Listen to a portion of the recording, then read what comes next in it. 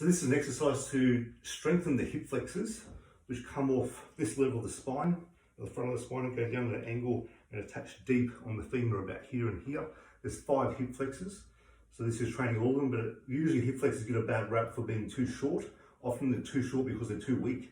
So there's really a lot of merit in strengthening up hip flexors. So I've got my feet about hip width apart.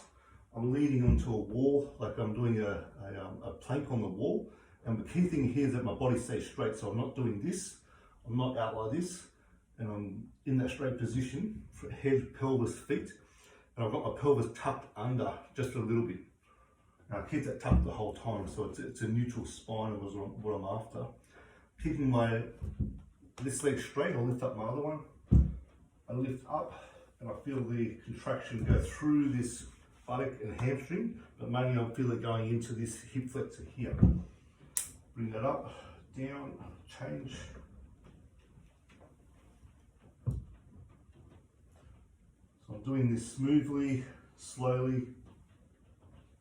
I'm trying to lift as high as I can. And I've got no extra movement from my hips. So I'm not doing this and the hip go back.